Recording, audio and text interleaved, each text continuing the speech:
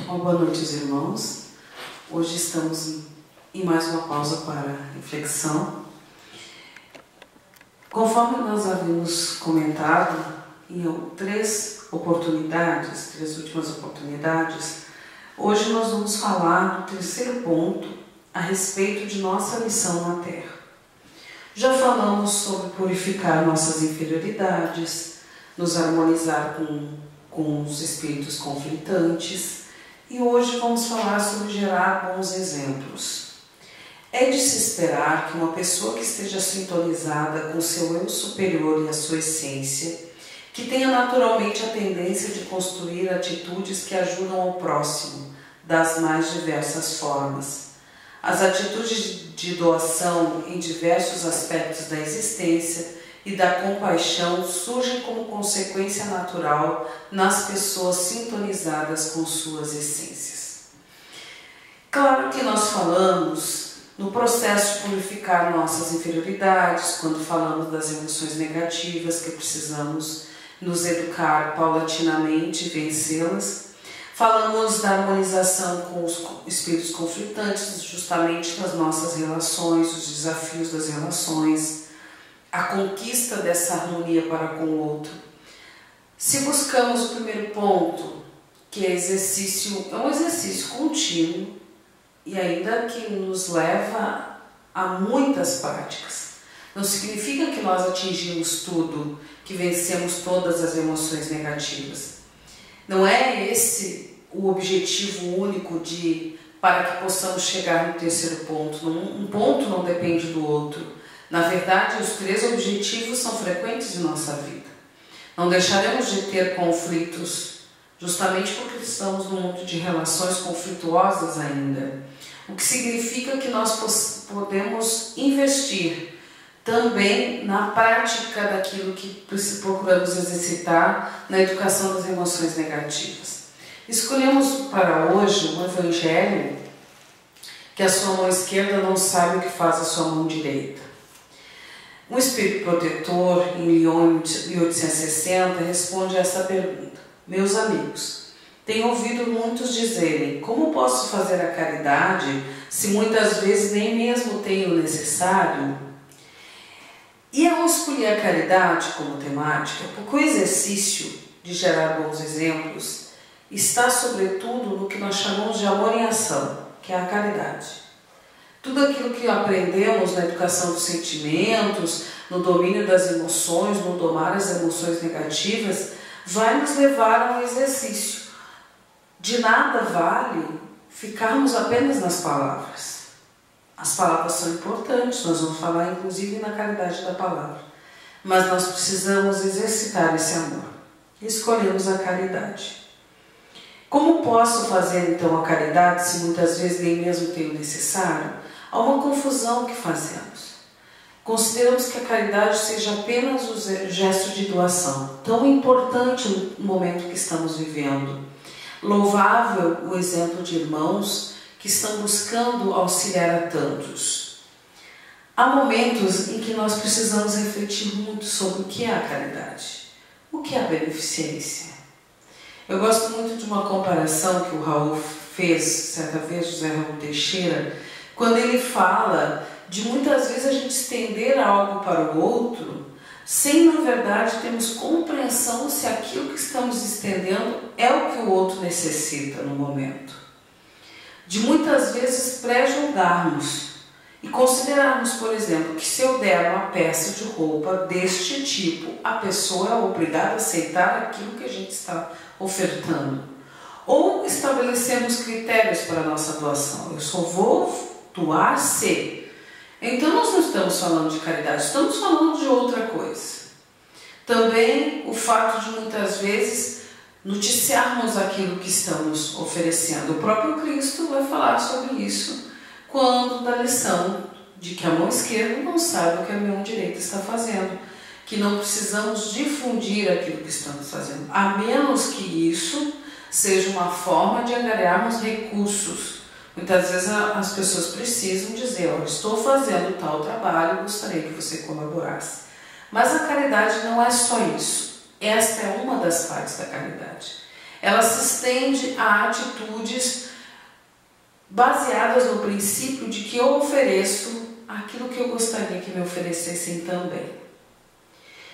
A caridade pode ser feita, responde o amigo protetor, de 1000 maneiras. Podem praticá-la por pensamento, palavras, por ações. Como praticar por pensamento? Orando pelos pobres abandonados que morreram sem ter podido viver com dignidade. Uma prece vinda do coração os aliviará.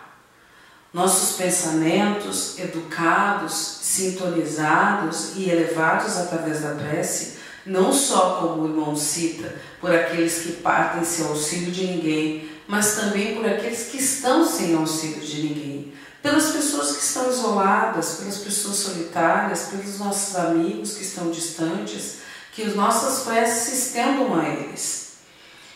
Como praticar a caridade por palavras? Dirigindo aos companheiros do dia a dia conselhos benéficos, dizendo aos homens amargurados pelo desespero e privações que por isso ofendem a Deus: eu era como você, sofria e me considerava infeliz, mas acreditei na doutrina e hoje sou feliz. Aos velhos que dizem inútil, estou no fim da vida, vou morrer como vivi, respondam assim: a justiça de Deus é igual para todos, lembre-se dos trabalhadores da última hora.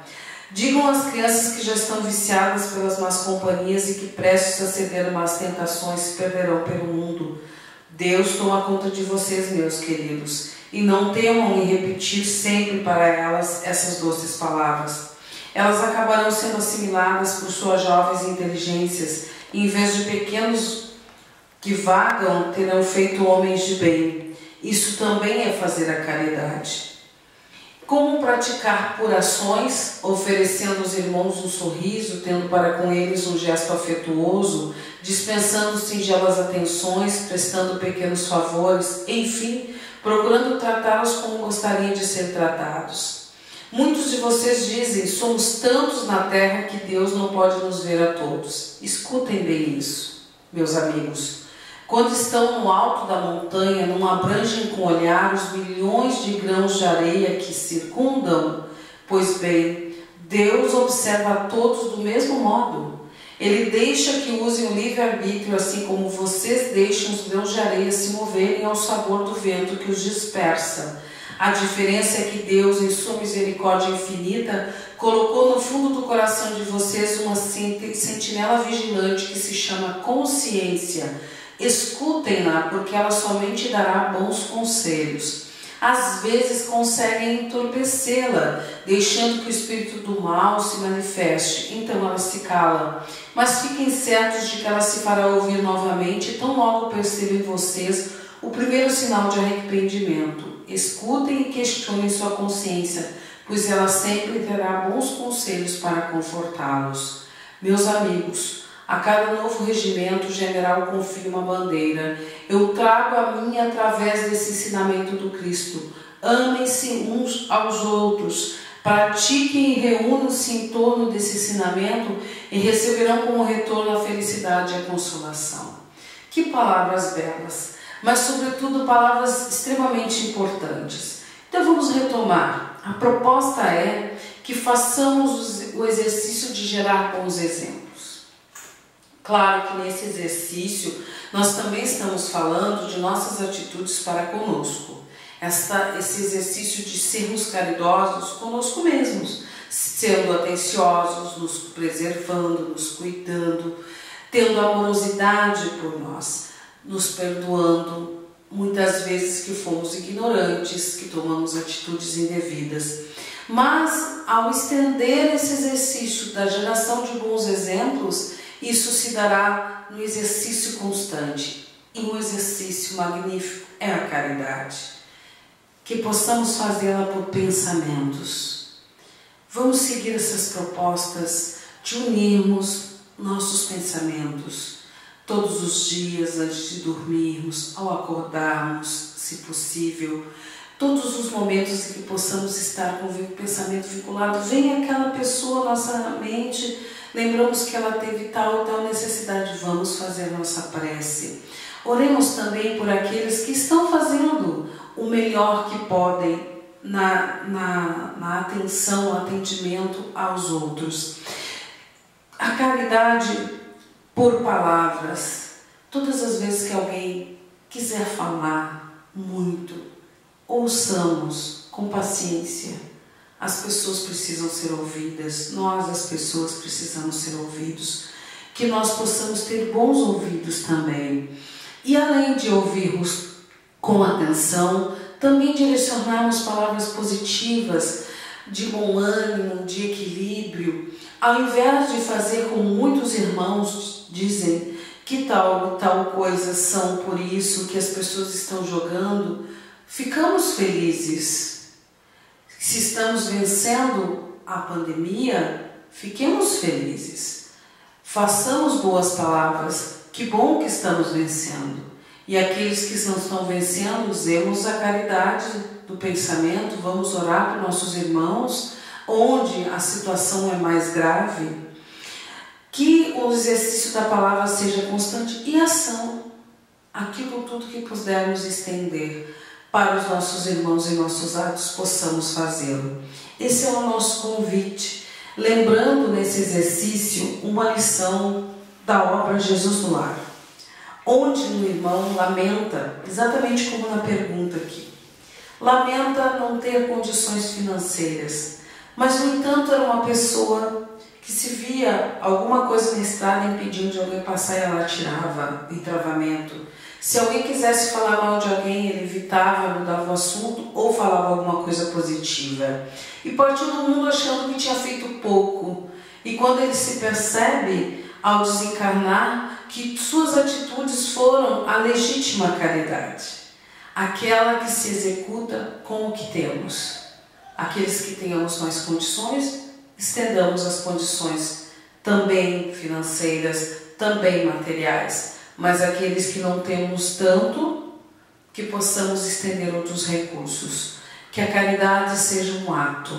E nesta proposta, nós pedimos a Deus que abençoe nossas tarefas no bem, que possamos a cada dia demonstrar nossos atos, nossas atitudes, nossos pensamentos, nossas palavras, o que de melhor aprendemos nessa jornada com o Mestre Jesus. Que façamos de nossas vidas um exercício constante de crescimento e de ação para com os nossos irmãos. Que possamos fazer por eles exatamente aquilo que gostaríamos de receber também. Que Deus Pai nos ilumine a todos e nos dê fortaleza de ânimo a cada dia. Uma boa noite a todos.